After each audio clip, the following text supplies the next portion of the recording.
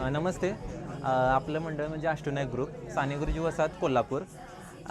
तर आम्ही प्रतिकृती बनवताना आमचं विष्णू देवावरचं प्रेम हे ह्यातून दिसून येते. हे एक आम्ही सगळ्यांनी मित्रांनी बनवलं हे सगळं. हे जे सगळं काही दिसतंय हे आम्ही कोणाचे तर सल्ले घेऊन या पद्धतीने बनवले.